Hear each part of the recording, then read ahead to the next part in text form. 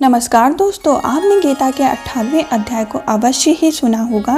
अब हम 18वें अध्याय के महत्व का वर्णन करेंगे। अगर आप चैनल पर न्यू हैं तो चैनल को जरूर सब्सक्राइब करें, बेल आइकन को प्रेस करके कमेंट बॉक्स में जय श्री हरि कृष्ण जय श्री हरि विष्णु अवश्य ही लिखें। 18वें अध्याय का महात्म प्रारंभ। श्री पार्वती ने कहा, भगवान आपने 17वें अध्याय का महत्व बतलाया, अब 18वें अध्याय के महत्व का वर्णन कीजिए। श्री महादेव ने कहा, गिरिनंदिनी, चिंतन में आनंद की धारा बहाने वाले 18वें अध्याय के पावन महात्म को जो वेद से भी उत्तम है, श्रवण करो।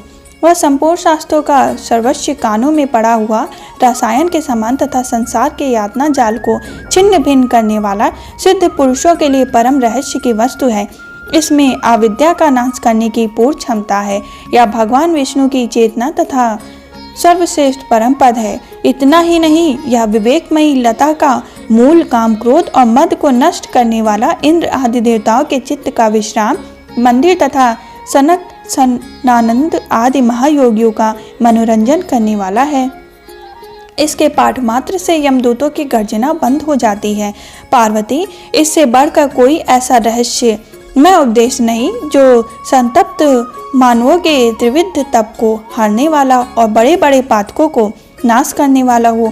18वें अध्याय का लोकांतर महात्मा, इसके संबंध में जो पवित्र उपख्यान है उसे भक्ति पूर्वक सुनो। उसके श्रवण से ही जीव समस्त पापों से मुक्त हो जाता है। मेरुगिरी के शिखर पर अमरावती नाम वाली एक रमणी पुरी है। उसे पूर्व काल में विश्वकर्मा ने बनाया था। उस पुरी में देवताओं द्वारा सेवित इंद्र साची के साथ निवास करते थे। एक दिन वे सुखपूर्वक बैठे हुए थे। इतने में ही उन्होंने देखा कि भगवान विष्णु के दूतों से शोभित एक अन्य पुरुष वहां आ गए। इंद्र उस नवगत पुरुष के तेज से तिरस्कृत होकर तुरंत ही अपने मणिमय सिंहासन से मंडप में गिर पड़े। तब इंद्र के सेवकों ने देवलोक के साम्राज्य का मुकुट इस नूतन इंद्र के मस्तक पर रख दिया। फिर तो दिव्य गीता गति हुई। देवांगनाओं के साथ सब देवता उनकी आरती उतारने लगे। ऋषियों ने वेद मंत्रों का उच्चारण करके उन्हें अनेक आशीर्वाद दिए। गंधर्वों का ललित स्वर में मंगलमय गान होने लगा।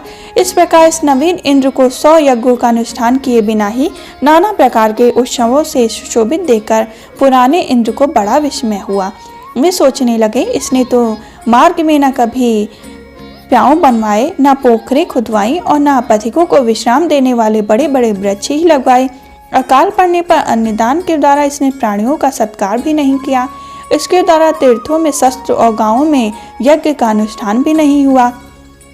फिर इसने यह भाग्य की दी हुई सारी वस्तुएं कैसे प्राप्त कर ली।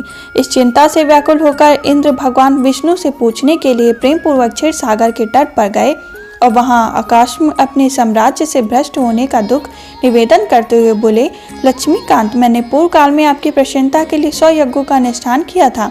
उसी के पुण्य से मुझे इंद्र पद की प्राप्ति हुई थी, किंतु इस समय स्वर्ग में कोई दूसरा ही इंद्र अधिकार जमाए बैठा है।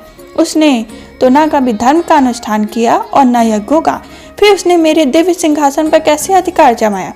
श्री भगवान बोले, इंद्र, वह गीता के 18वें अध्याय में से 5 श्लोक को प्रतिदिन पाठ करता है। उसके पुण्य से उसने तुम्हारे उत्तम साम्राज्य को प्राप्त कर लिया है। गीता के 18वें अध्याय का पाठ सब पुण्यों का शिरोमणि है। उसका आश्रय लेकर तुम भी अपने पद को स्थिर हो सकते हो। भगवान के ये वचन सुनकर और उस उत्तम उपाय को जानकर इंद्र ब्राह्मण का भेष बनाए गोदावरी के तट पर गए।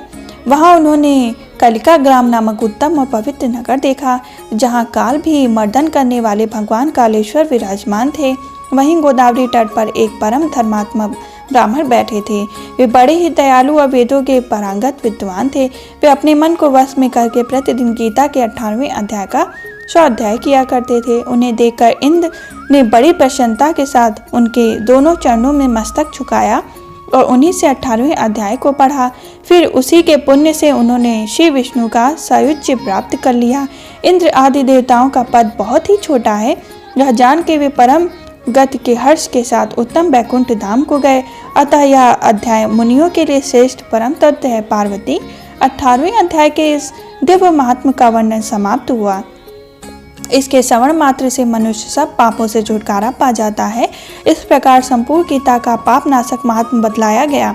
महाभागो, जो पुरुष श्रद्धा युक्त होकर इसका श्रवण करता है वह समस्त यज्ञों का फल पाकर अंत में श्री विष्णु का सायुज्य प्राप्त कर लेता है। इस प्रकार हमारी गीता के 18वें अध्याय का महात्म्य संपूर्ण हुआ। दोस्तों, अगर आपने 18वें अध्याय को नहीं सुना तो प्लेलिस्ट से आप 18वें अध्याय को अवश्य सुने और फिर उसके महात्म्य को सुनकर गीता के संपूर्ण महात्म्य को भी अवश्य सुने, ताकि आपको 18वें अध्याय का फल प्राप्त हो। हम फिर मिलेंगे दूसरी नई कथा के संग। तब तक के लिए जय श्री हरि कृष्ण, जय श्री हरि विष्णु।